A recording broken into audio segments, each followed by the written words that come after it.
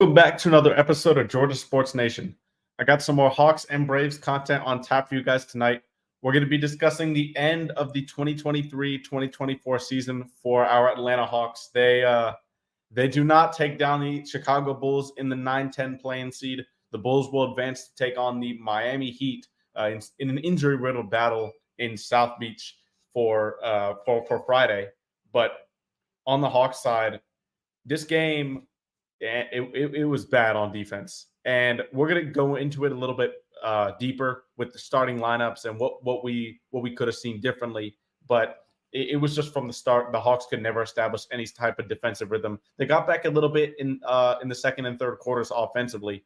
DeJounte Murray had a really good first half, but overall they just didn't find anything going on defensively, and that's what stopped them. Kobe White, career high 42 points. So we're going to get into that game a little bit more, putting the offseason into perspective and putting the whole season into perspective, but also some of the offseason expectations that we can set for the front office, for some players, just kind of overall thoughts on the season. And then for a little bit at the end, discussing how the Braves are managing to dealing with some of these injuries. Spencer Strider, the unfortunate news that he's going to be out for the season. Ozzie Albies to the IL, as well as Sean Murphy. And then previewing the Rangers series a bit at the end if we have time as well. But overall, let's get into this game, Hawks and Bulls. So initially, it starts out, and both teams are going for shot, really. I mean, you've Clint Capella really doing well in this game. He had an overall really good performance. With 11 of 15 from the field, I believe he was 22 points. Was actually our second leading scorer in the game, and he honestly just took advantage of poor defense from Nikola Vucevic. And, he's been a pretty bad defender for most of his career, but it was definitely on display last night with how Capella was taking advantage of his non-athleticism, really, on the pick and roll. Trae Young was finding him on lobs throughout the entire night. So that was one good thing for the Hawks. But quickly in the first quarter, the game turned on its head. At the end of the opening frame, the Bulls went on a 16-2 run, and it was DeMar DeRozan. He was cooking the Hawks from the mid-range pretty much all night, and there really was no answer. DeAndre Hunter, I thought he made life pretty tough for DeRozan in the second half, but in the first half, they didn't really do a good job of being physical with DeRozan, making sure that all his shots were really tough. He knocked down a couple threes in this game as well, uncharacteristic of him, but he was really cooking, getting the Bulls off to a hot start. But in the first quarter, something I really want to talk about and go into specifically was the decision to bring in Muhammad Gay and Wes Matthews in the first quarter. I thought Wesley Matthews was going to see a bit of spot minutes, maybe in the fourth quarter, to kind of deal with DeRozan if the game was close to begin that final frame. But that wasn't the case. He got rotation minutes immediately, and so did Mo G. I was really shocked to see Mo G in this game, honestly. He did not look good in this one defensively. He only played 2 minutes, but defensively it wasn't good. And then I don't know. It was just a weird lineup from Quinn Snyder early in this game that I didn't really see the point of. But that lineup struggled. The Hawks give up that 16-2 run to end the first quarter. They're down 40-22, 40 points to the Bulls in the opening quarter. That just cannot happen. The Hawks are a better offensive team on paper, and throughout the entire year they've been as well. But DeMar DeRozan and Kobe White, those main two guys just could not miss in that opening frame. They're really going well. DeRozan had 11 in that first quarter, but everything for the Hawks defensively stemmed from the point of attack, from up top. And you guys know my theory. Point of attack defense, in my opinion, is the most important part of team defense throughout in the entire NBA. Kobe White was getting middle, attacking the seams of the defense all night. DeRozan, he really wasn't getting to the rim much. It was more about that deadly mid-range shooting. But Vucevic was also getting there, and I don't know. It was just a rough performance defensively. And one of the culprits of that was the starting lineup that Quinn Snyder ran out with. I was a proponent of this lineup, though. He went out with Trae Young, DeJounte Murray, Bogdan Bogdanovic, a little wrinkle there, DeAndre Hunter at the 4, and then obviously Clint Capella starting at the 5. I said before this game, on our Sports Ethos Hawks podcast. Make sure you guys are following that. By the way, we're going to have a ton of off-season content for you guys there. I said that the Hawks are going to need to make this game a shootout. They're going to have to win the 3-point battle. They're going to have to make this game like, upper teens, 120s in scoring for them to win. And they couldn't do it. Their offense could not get going. The defense from the Bulls early was definitely getting to them. The ball pressure from Alex Caruso and Ayu Dosunmu specifically, I thought bothered Trae Young early. And he just did not look like himself in this game at all, Trae Young. He was playing hurt. It was pretty clear, and they said on the broadcast as well, he didn't need to play with the brace, but he took it off because the medical staff allowed him to do it. But he didn't feel comfortable with it because if he did anything to that finger again, he'd need another surgery, and it would take an even longer recovering time. So I shout out Trae for taking that off and trying to give his team the win, but definitely kind of hindering himself there a little bit with that brace and putting him in danger of missing even more time if he would have gotten hurt without it. But Kel Bishop in the chat says, what are we going to do? I'm going to miss chopping up about our underwhelming little Hawks team this offseason. I know, man. You're going to have to wait until October till the Atlanta Hawks play some basketball again. Well, they will have summer league and preseason, but it seems a long ways away. But this is the big number right here. 70 points in the paint for the Chicago Bulls. That is an absurd number. But the reason the Hawks didn't go with Trae, Bogey, and DeJounte lineups in the regular season was for this very reason. That lineup cannot guard anybody and stop them from getting middle, stop them from getting to the rim. And while Clint Capella is a good defender, he's just not the elite, great rim protector that he once was. He's a good one, but he's not what he once was.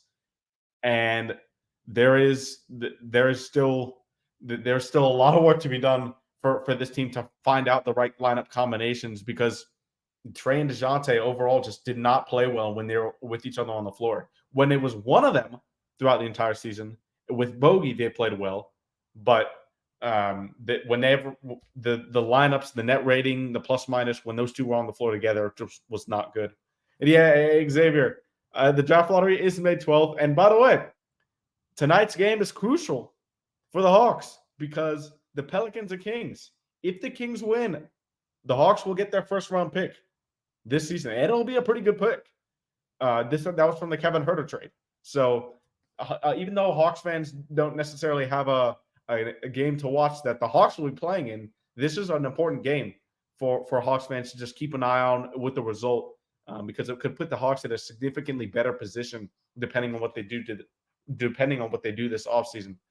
But going to game a little bit more, in the second quarter, we got a weird sequence here. Andre Drummond runs into Alex Caruso when he's coming back down the court, and he steps on his ankle.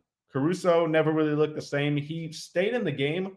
Well, he came out, went to the locker room, but then tried to come back into the game. He wasn't right. Billy Donovan pulled the plug after that. But, yeah, Andre Drummond, he's been sabotaging his own team lately. He tried to dunk Torrey Craig, and he missed that Steph alley-oop. He steps on Alex Caruso's foot. This is not the greatest look for Andre Drummond recently here to end the season. But the difference in the second quarter came on offense for the Hawks. DeJounte Murray really led the way. He led a 9-0 run early for the Hawks, and that would extend to 14-2 before DeMar DeRozan came back in. The Hawks cut the lead down to 4, but this was the beginning of the second quarter and the beginning of the third quarter were really the only times where it felt like the Hawks had a consistent momentum on offense. The biggest difference was the three-point arc. Garrison Matthews also hit a 3 during that stretch. And early in the second quarter, the Hawks were shooting threes and making threes. 4 of 6 from 3 midway through the second frame, but just 1 of 9 from 3 in the first quarter. That's the biggest difference there in the game for me. Overall, the Bulls won the three-point battle. They shot 42% from 3, 11 of 26. The Hawks made the same amount, 11, but took 37.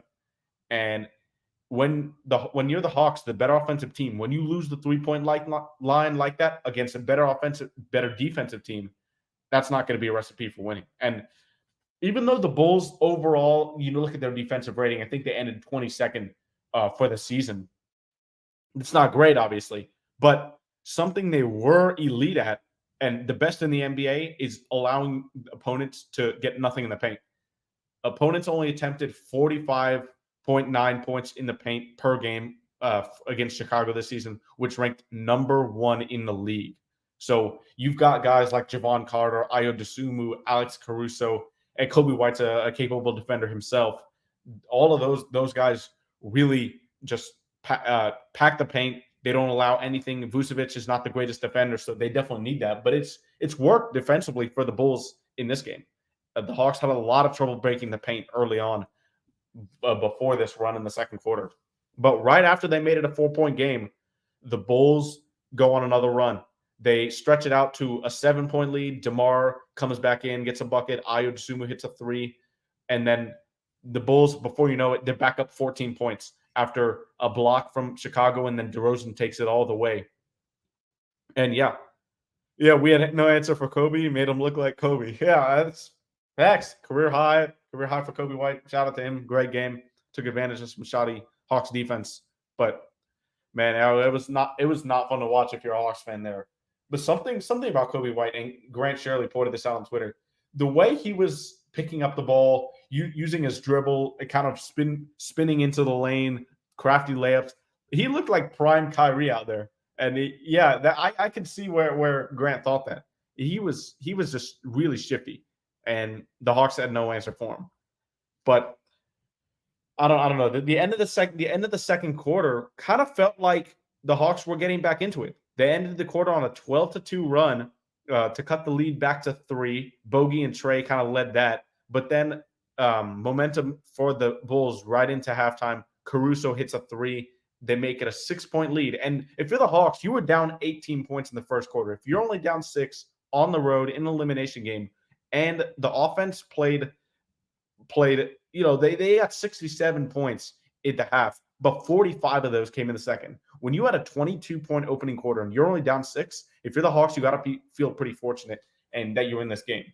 Some highlights in the first half: DeJounte Murray had 23. Capella had 16 points and 7 rebounds already. And DeMar DeRozan and Kobe White, as they did for the entire game, led the way for Chicago. 18 for DeMar and 17 for Kobe. But yeah, biggest thing, Hawks won the second quarter 45-33, getting them back in it. And they start the quarter as well. They start the quarter well after coming out of halftime too. You have the Bulls really looked like they were kind of just out of sorts. They couldn't develop a consistent offensive rhythm, and the Hawks just kept coming at them. It was a 4-point game before you know it, and then DeJounte Murray detonates on the rim, postering Vucevic. It makes it a 1-possession game.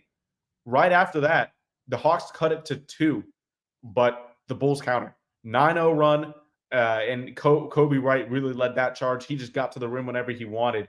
And after that 9-0 run, after the Hawks cut it to a 1-possession game, this game was over. Atlanta never fully recovered.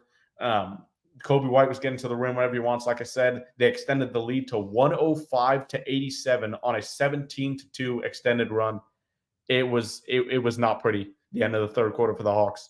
And when you put this game into entire perspective, the Hawks had one good quarter, like I said before, and this was the only quarter they maintained success throughout. They had a 45-point second quarter. That was the only quarter they scored over 30 points.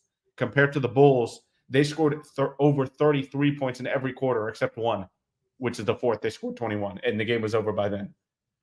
That just simply can't happen if you're an offense-first team like Atlanta, and it did. That was my biggest key for them to – well, not the key to them to lose the game, but the biggest reason why they fell so badly in this game. On defense, though, it's the points in the paint.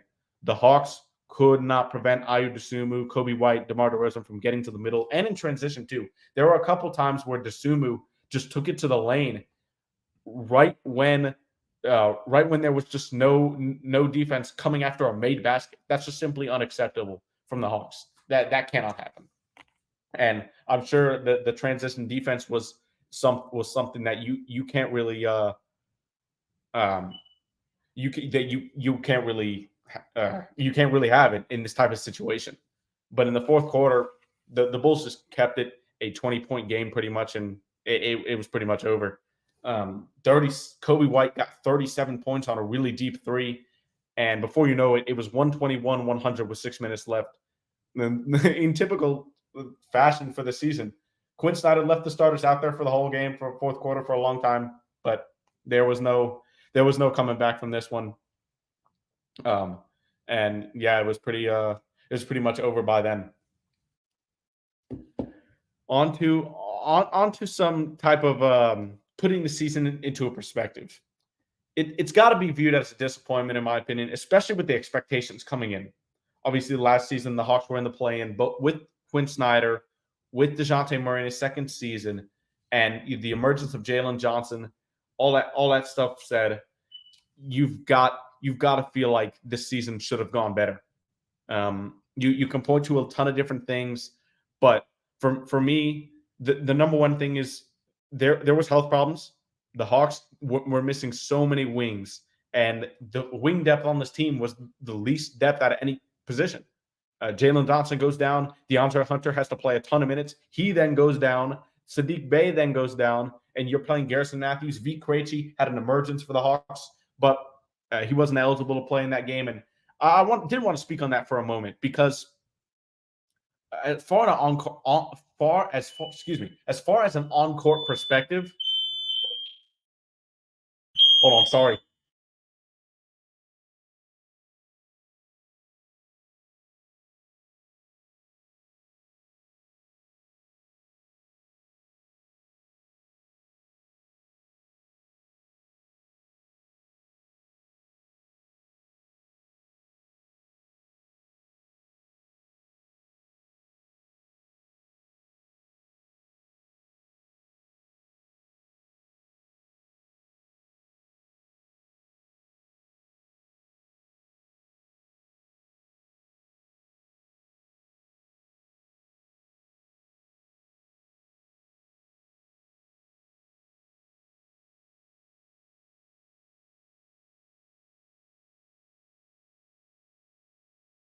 Sorry about that, guys. There's a problem with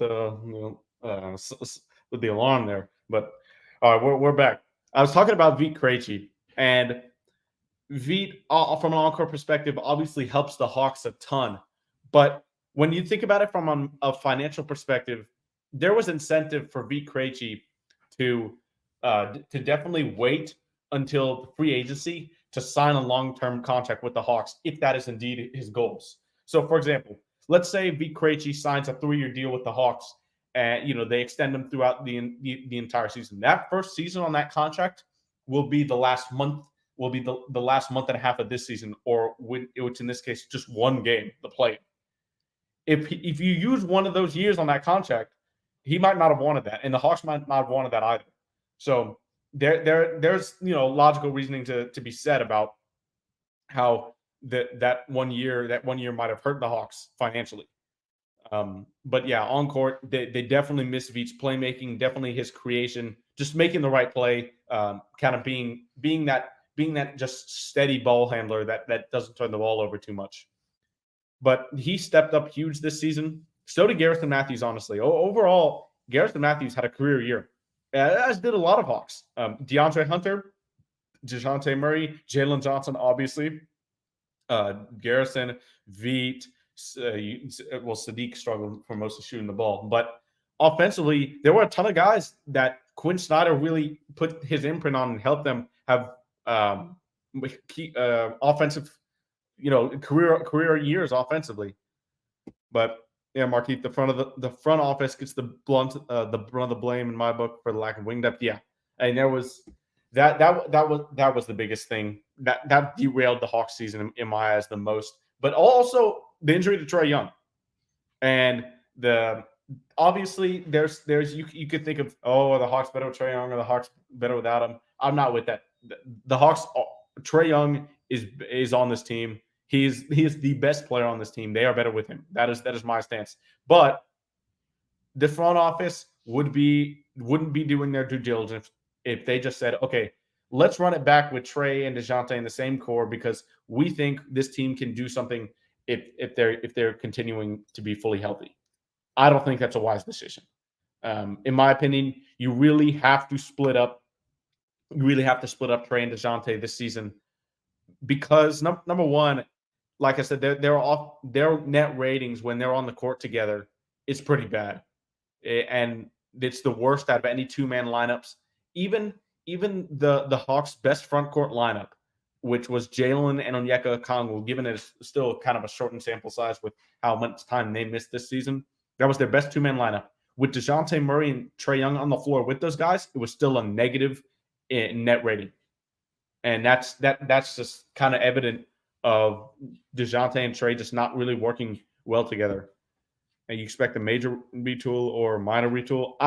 For me, I think there has to be significant changes done. I don't think the Hawks can go into a rebuild this season because, like I've been saying for months now, they don't own their own pick. If they decide to trade Trae Young, trade DeJounte, trade everybody, and just build completely around Jalen and Kobe Buffkin, obviously the organization is high on Muhammad Gay. If that happens, I think that's a mistake because this season they don't own it. Next offseason, they don't have their own pick. So if they're bad next season, there is no incentive to tank. And there's that word again, tank.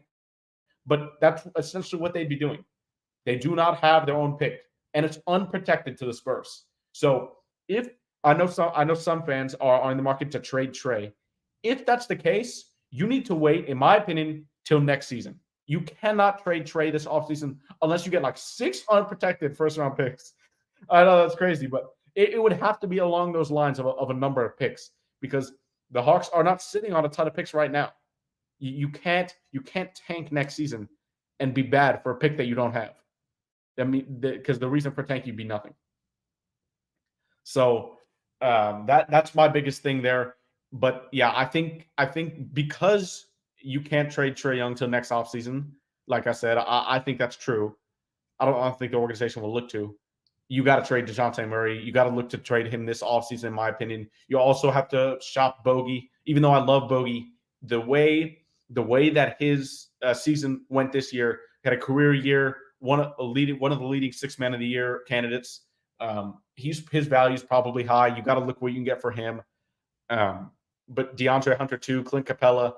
I would expect at least 2 of these starters probably change, whether it's a combination of DeJounte Murray, DeAndre Hunter, Clint Capella. I'm assuming Trae Young and Jalen Johnson will be staying put and being Hawks at the beginning of next season. But for me, DeJounte Murray, Bogdan Bogdanovic, Clint Capella, DeAndre Hunter, all 4 of those guys are definitely going to be subject in trade talks throughout the entire season, it seems like. Yeah, you'll be helping this. Exactly. And for everybody who disagrees with me, I mean, this is coming from a Mavericks fan. If the Hawks tank, they will be helping the Spurs. They won't help themselves. That's why you just can't enter a rebuild until next season. So if you really want to go for it, if the organization thinks Trae and Jalen is still the perfect way to rebuild this team, then you really need to go for it this season and get a winning record. Put a good team out there, put a good product on the floor, because you know that you don't own your pick next draft. It's one of the biggest off seasons in the last probably decade plus for the Hawks right now because of the fallout from the Murray trade, because it hasn't worked so far. And when you give up that many picks, you expect to be better. And unfortunately, that wasn't the case. The Hawks were worse. Now, this is me not saying DeJounte's a good player. He's a great player. When you put him at point guard, it's just like I've said before. DeJounte by himself with Bogey and Trae by himself with Bogey. Both of those numbers, you look at the net rating, you look at the plus minus, you look at all those stats, offensive rating. Defensive rating is even better with Bogey than just with one of those guys. Every single thing points to the team being better without Trae Young and DeJounte Murray sharing the floor at the same time. So that's why I think you need to explore trading DeJounte, and it can't be Trae until next season. So that kind of defaults to exploring moves for DeJounte Murray. Now, a lot of Hawks fans think the Pelicans, yeah, it's just, I know, it is just logical thinking, Frank, but yeah, no, apparently I'm obsessed with Trae Young if I keep saying this. I don't understand it. But I digress. The Hawks definitely have to make some major changes. They cannot run this team back. It's been 3 playing years in a row, yes, but two years where they expected to get better and they've only gotten worse. That means there has to be significant changes. So you've got to look at Landry Fields, the front office, Kyle Korver, all these guys. What are they going to do this offseason? Who knows?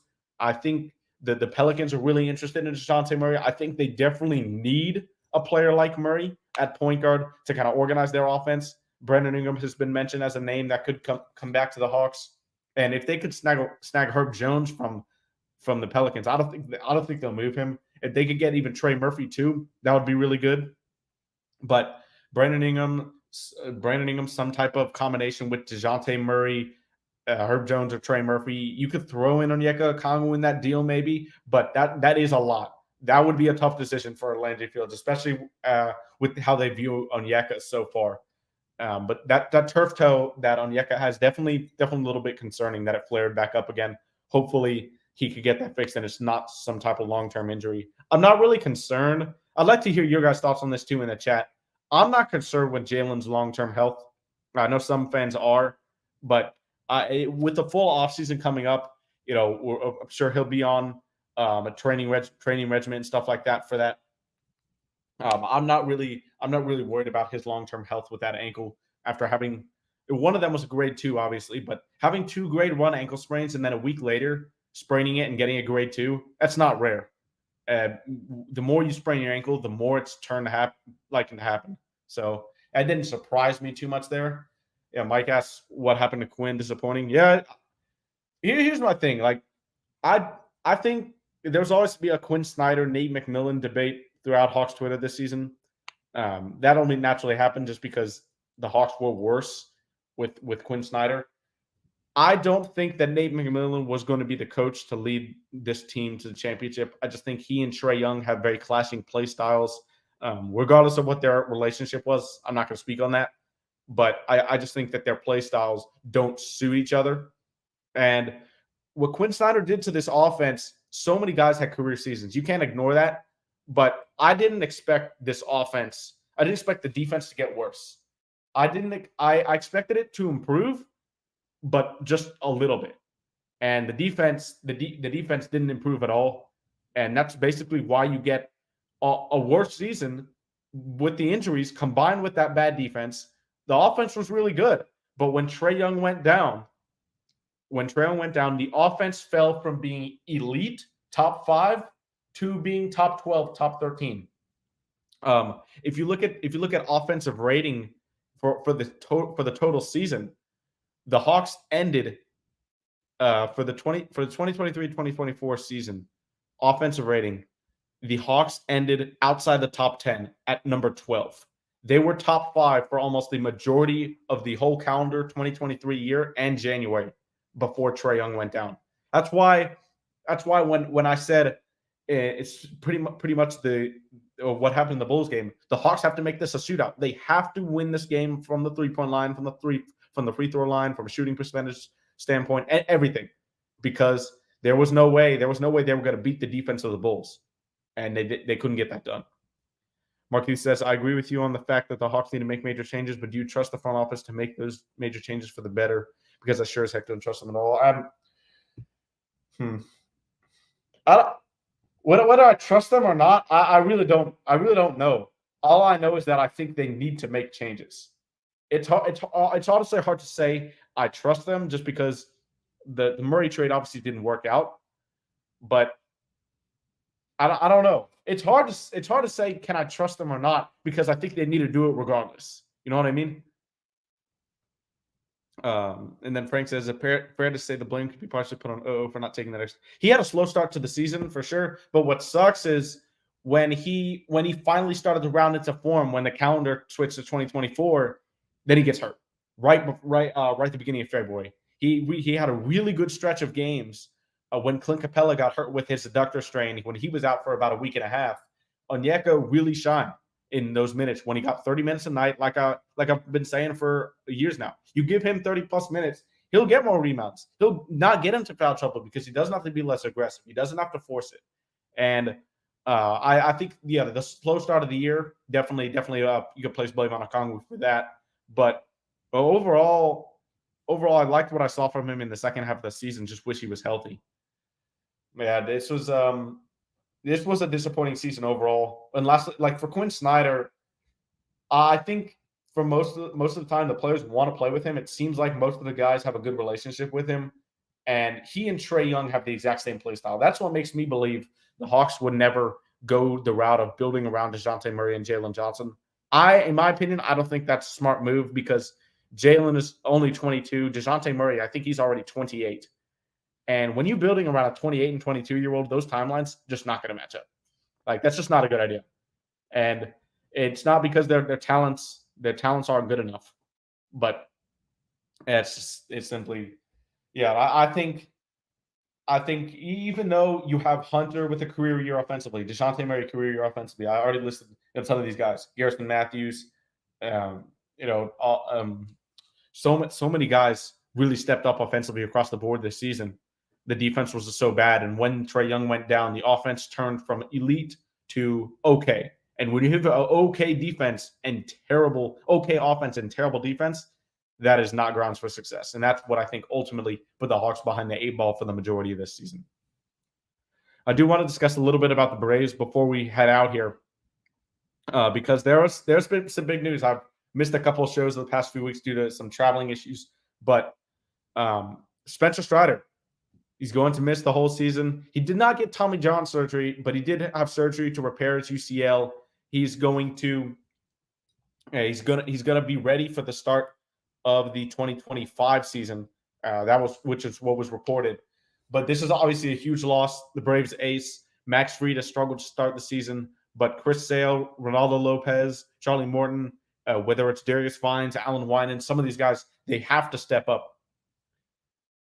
They have to step up to try to make to try to cover up the absence for Strider. Good news is the Hawks. Of course, I said the Hawks. The Braves are still winning games. They just came back up.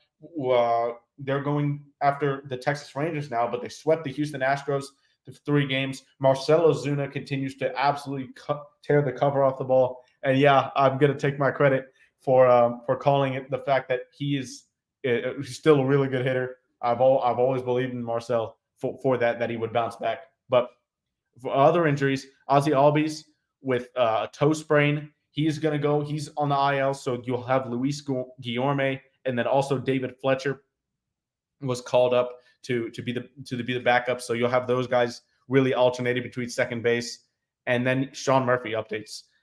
He's probably not that close. Oblique injuries, especially for a catcher, they can be tough when you're in a position that physically demanding and bending down, squatting down, throwing from your knees, like all that stuff that a catcher has to do.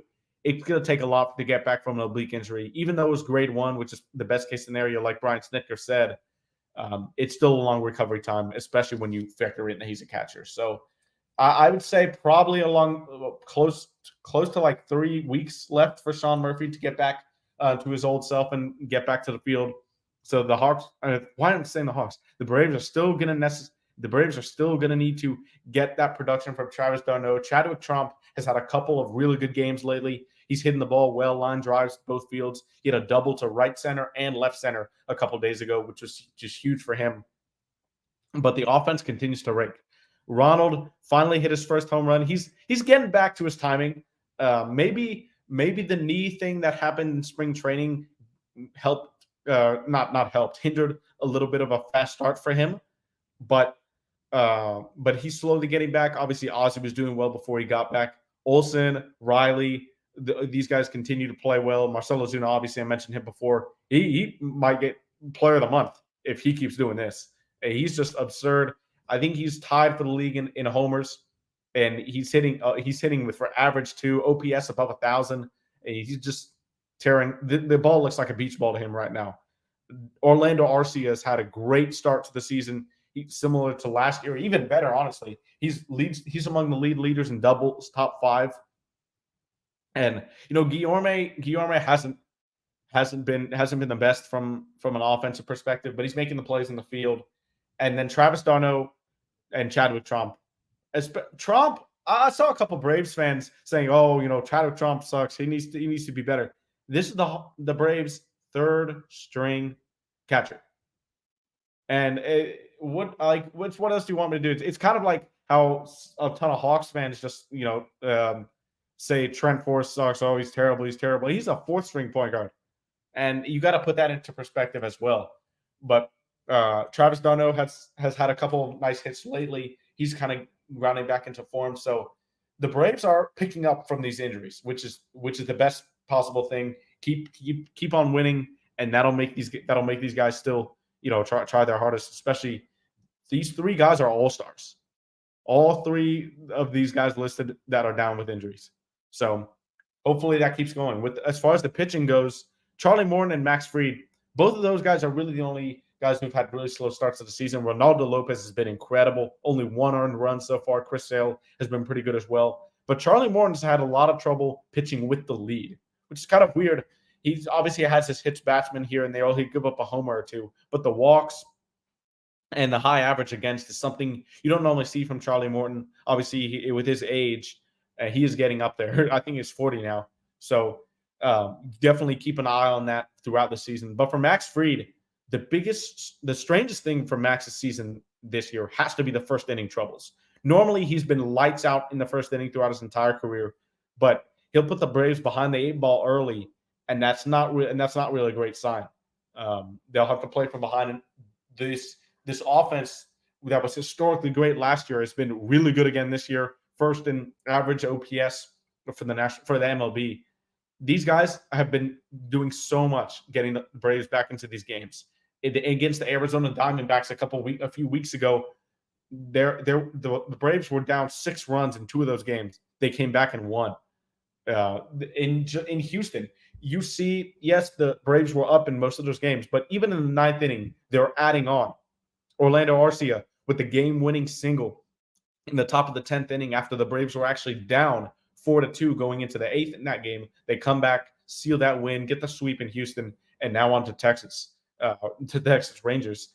This team is just chugging along, and hopefully they can maintain this pace. With these injuries, they're gonna need to, because if any more guys come out, it might get ugly soon. And by ugly, by the Brave standards, it means probably losing like a series or 2 and everybody panicking, but they'll be okay because they're just so good. So hopefully this team can continue this run they're on. But yeah, it's gonna be the Braves for a long time, until I guess the Falcons and the Hawks get back started, because unfortunately the Hawks season ended a lot earlier than a lot of us, I'm sure, expected. That was October last year. But thank you guys for tuning in to another episode of Georgia Sports Nation. Hopefully, we should be back here for another episode next week, same time, 5:30 p.m. Eastern Standard Time. And if you're on YouTube, don't forget to like, comment, subscribe, and we'll see you guys next week. Peace.